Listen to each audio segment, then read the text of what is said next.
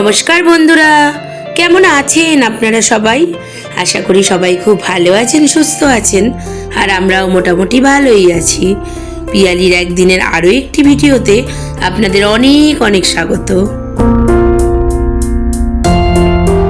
যে দিনের ভিডিওটা শেয়ার করছি দিনটা ছিল রবিবার, আর এখন বাজে ওই সকাল 8:30 থেকে 9টা মতো।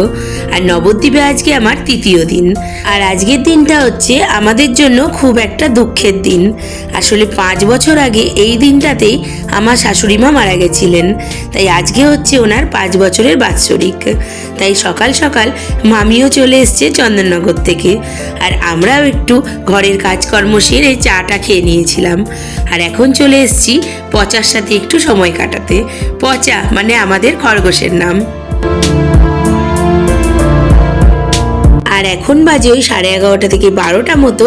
আমরা মোটামুটি সবাই রেডি হয়ে গেছি।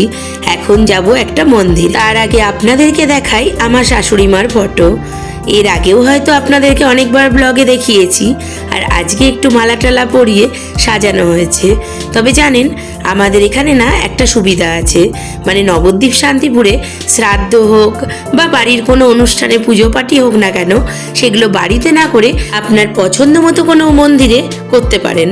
সেটার জন্যে কোনো অসুবিধা নেই, শুধু টাকাটা ধরে দিলেই হয়ে যায়, রান্না বান্না সেখান থেকেই হয়ে যাবে।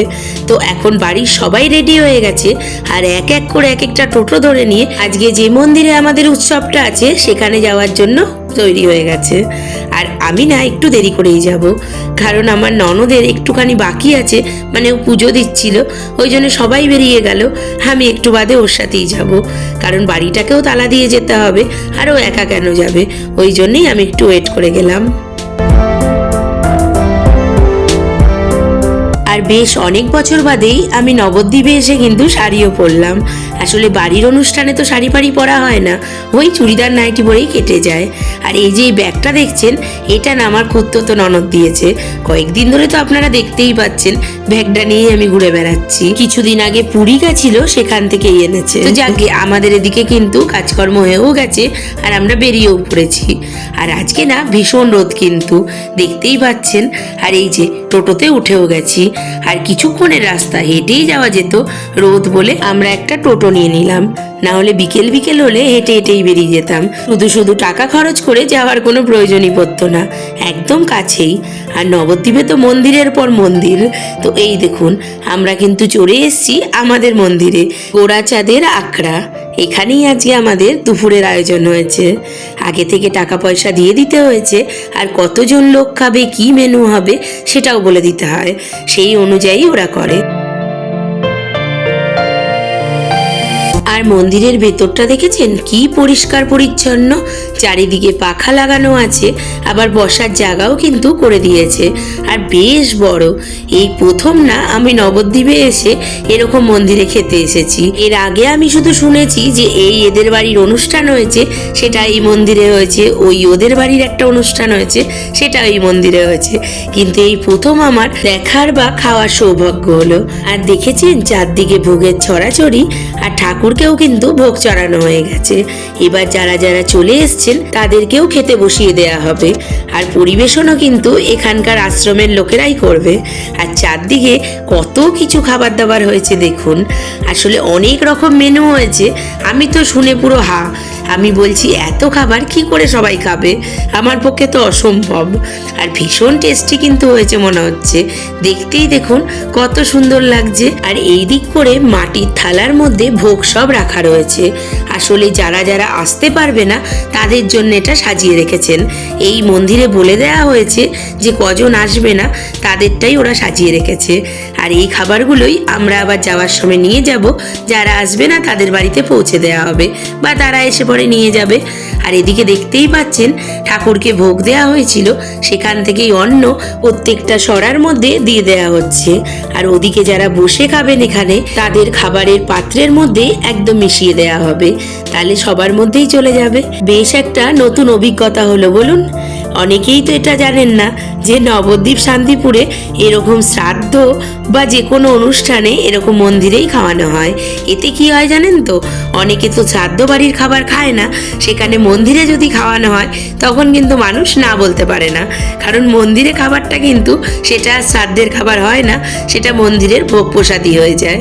এই জন্য নবদ্বীপ শান্তিপুরের লোকেরা কিন্তু শ্রাদ্ধ বাড়ি বলে খাবার উপেক্ষা করতে পারে না, মন্দিরে এসেই খেয়ে যায়। তো চলুন, খাবার দাবার তো মোটামুটি দিয়ে দিয়েছে, আর কিছু মানুষ বসেও পড়েছে। আর তার মধ্যে তো দেখতেই পেলেন আমাদের মিষ্টি, আমার মেয়ে, ওদিকে কাকিমা সবাই বসে গেছে। আর যারা যারা নিচে বসতে পারবে না তাদের জন্যও কিন্তু ব্যবস্থা আছে, চেয়ার টেবিল রেখেছে কিন্তু খুব অল্প পরিমাণে। আর দেখেছেন খাবার পরিবেশন থেকে পাতা তোলা, জল দেয়া, এমনকি মোছা, সেগুলো সবই এই আশ্রমের লোকজনরাই করছেন। আর নবদ্বীপে যেহেতু বেশিরভাগ মানুষই ব্রাহ্মণ বা বৈষ্ণব, ওই জন্য অনেকের বাড়িতেই কিন্তু শ্রাদ্ধ জিনিসটাই নেই, বরং নিজেদের লোকরা মারা গেলে তখন আমাদের হবিষ্যিও করতে হয় না, ওই সবাই একসাথে আতপ চালের ভাত, মুগের ডাল, আলু সেদ্ধ, এইসবই সব সেদ্ধ সাদ্দা এক জায়গায় হয়ে সবাই মিলে খেতে হয়। যেমন অন্যান্য জায়গায় বাবা মা মারা গেলে হবিষ্যি করতে হয়, সেই জিনিসটা এখানে করতে হয় না। বেশিরভাগ মানুষের বাড়িতে কিন্তু শ্রাদ্ধও নেই, যেমন আমাদের নেই, ওই মালসা ভোগ দিলেই হয়ে যায়। আর এই দেখুন আমাদের একটু কেমন লাগছে অবশ্যই জানাবেন। আজকে আমরা কিন্তু একটু যুগলে দাঁড়িয়ে পড়েছি। আর এদিকে যারা প্রথম ব্যাচে বসেছিল তাদের খাবার দাবার এখনো চলছে, আর ওদিকে চেয়ার টেবিলেও কয়েকজন বসে পড়েছে, তার মধ্যে পিসি, মামি আর সোমাও রয়েছে। আমরা আর এখন বসবো না, আমাদের একটু দেরি হবে বসতে, ভেবেছি একদম সবার হয়ে যাক তারপরে। আর এদিকে দেখুন আমি আর দাঁড়াতে পারছি না বলে মেঝেতেই বসে পড়েছি। আর ওদিকে জানেন আমার মেয়েকে ওর পিসি বলেছে, যা সবাইকে হাত জোর করে বল যে খাবার দাবার কেমন হয়েছে, আর কেউ লজ্জা করবেন না, খাবেন। তো সেটাই না ও করছে, দেখেছেন কিভাবে হাত জোর করে নিজের মানুষদেরকেই বলছে কেউ লজ্জা করবেন না, সবাই ঠিকঠাক খাবেন, যা বলছে তাই করছে। কিরকম বোকা দেখুন, তাহলে এখনো সবাই যা বলে তাই বুঝে যাচ্ছে আর সেটাই করে যাচ্ছে। তাই আমি বললাম নে চুপ করে বস, এবার হাত তোকে বলতে হবে না কাউকে। এদিকে আমাদের লোকজন যা আসার ছিল তা মোটামুটি সবাই এসে গেছে, এরপরে আমাদের বসার পালা। দেখতেই পাচ্ছেন পুরোটা ফাঁকা হয়ে গেছে, আর আমরাও কিন্তু বসে পড়েছি। ওই কয়েকজন বাকি ছিল, আর আমি আর আমার ননদ, আর ওদিকে আমার দেওর আর আপনাদের দাদাভাইও বসেছে। তো ওরা চেয়ার টেবিলে আর আমরা নিচে বসে গেছি। আর কি কি মেনুতে হয়েছে অবশ্যই দেখাবো। প্রথমে চলে এসছে লেবু, নুন, আর তারপরে এসছে চাটনি আর পনির পাসিন্দা স্যালাড। আর আপনাদেরকে দেখাই এখানে পনির পাসিন্দাটা কত সুন্দর করেছে, আমার তো বেশ ভালো লেগেছে জানেন। পুরো চারদিক দিয়ে পনিরের স্টাফিং করা, আর মাঝখানে না পুর ভরা আছে, এটাও না আলু দিয়ে আরও কী সব দিয়ে দিয়ে করেছে, তবে খেতে কিন্তু ভীষণ সুন্দর হয়েছে। দাঁড়ান চাটনিটা একবার খেয়ে দেখি। হ্যাঁ ভীষণ সুন্দর হয়েছে, আমার তো বেশ ভালো লেগেছে, আর পুরো না গরম গরম দিচ্ছে। আর তারপরেই চলে এসছে অন্ন। আসলে এখানে না ঠাকুরের ভোগকে ভাত বলা যায় না, অন্ন বলতে হয়, তাই বললাম। আর তারপরেই চলে এসেছিল কচুর শাক, আর এখন চলে এসছে শুক্তো, আর তারপরেই এসেছে ভেজ ডাল, মোচার ঘন্ট আর আলু ভাজা। এগুলো কিন্তু পরপর দারুণ খেতে ছিল। আর তারপরেই এসে গেছিল পুষ্পান্ন আর বেগুনি। আসলে পোলাওটাকে না ঠাকুরের ভোগে পুষ্পান্ন বলা হয়, তার সাথে ছানার ডালনাও দিয়ে গেছিল। এত খাবার কি করে খাবো?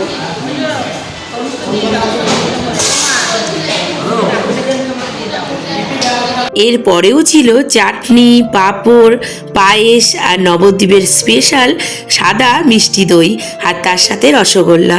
উফ কি দারুণ যে খেতে ছিল সে যে কি বলবো। তবে আমি না একদমই আর খেতে পাচ্ছিলাম না, বসেই ছিলাম, আর পরে না একটু নষ্টও করেছি। মোচার ঘন্টটাও খেতে পারিনি, আর ওদিকে অন্নও নষ্ট করেছিলাম, আর পুষ্পান্নটাও না আমি আর নিইনি, আর সবই অল্প অল্প করে খেয়েছিলাম। তবে আজকে একদম হাঁপিয়ে গেছি। আর এই যে বললাম না যাওয়ার সময় আমাদেরকে এই ভোগগুলোও নিয়ে যেতে হবে, তো সেগুলোই আমরা নিয়ে নিয়েছি। আর এখন বাজে ওই বিকেল 4টে মতো। এবার আমরা বেরিয়ে পড়েছি একদম বাড়ির উদ্দেশ্যে। সারাটা দিন কিন্তু বেশ ভালো গেল, তবে আমরা সকাল সকাল অবশ্যই যাইনি, যেতে যেতে প্রায় 1টা বেজে গেছিল। আর এখন চলে এসেছি একদম বিকেলবেলা। কি কি পেয়েছে আমার দেওর ননদ সেটাই আপনাদেরকে দেখাই। আচ্ছা ঠিক আছে, এই এত গিফট ও একা পেয়েছে। এই যে ও আর ও পেয়েছে দুটো। এই যে এখান দেখো থেকে একটা গেঞ্জি আমি নেবো জিমের জন্য। ওইটাই নেবে। ঠিক আছে, বন্ধ করে দেবো। আর দেখতেই পেলেন কত জামা কাপড় পেয়েছে আমার দেওর। তার মাঝখানে 2-3টে নাইটি কিন্তু আমার ননদও পেয়েছে। আসলে আমরা তো এখানে থাকি না, তাই আমাদেরটা আর হয়নি। তবে আমি আমার দেওরের থেকে একটা গেঞ্জি কিন্তু নিয়ে নিয়েছি জিমে পরবো বলে। আর এখন চলে এসেছি একদম সন্ধেবেলা। চাটা খেয়ে নিয়ে হঠাৎ আমার ননদ বলল, চলো তোমাদেরকে একটুখানি উপটান পাউডার লাগিয়ে দিই। সেটাকেই গুলিয়ে নিয়ে দেখুন না কীরকম বসিয়ে দিয়েছে আমাদের মা মেয়েকে। তো আমরাও একটুখানি সেজে গুজে নিলাম। আর এদিকে দেখেছেন একটু পায়েস নিয়ে বসেছি, আর আমাদের পচা কি করছে দেখুন, পায়েসের গন্ধে একদম আমার খাবারের থালার মধ্যে উঠে যাচ্ছে। আর এরপরে আমি আমার ননদকে বললাম আমার চুলটা বরঞ্চ একটু কেটে দে, কারণ অনেক দিন আগে কেটেছিলাম আর একদম না নিচের দিকটা সরু লেজের মতো হয়ে গেছে, এত বাজে লাগছিল। তাই ওকে বললাম যে চুলটা একটু ক্লিপ দিয়ে বাঁধলে দেখতে ভালো লাগবে, সেই মতো একটু কেটে দে। আর দেখুন না ও কি সুন্দর ডিপিউ করে কেটে দিয়েছে, আর সামনেটাও না একটু সুন্দর করে লেয়ার দিয়ে দিয়েছে। তো চলুন আজকের মতো ভিডিওটা এখানেই শেষ করছি। সবাই খুব ভালো থাকবেন। ভিডিওটা ভালো লাগলে অবশ্যই একটা লাইক করে দেবেন, চ্যানেলটাকে সাবস্ক্রাইব করে পাশে থাকবেন। আবার আসবো নতুন একটা ভিডিও নিয়ে, ততক্ষণের জন্য টাটা।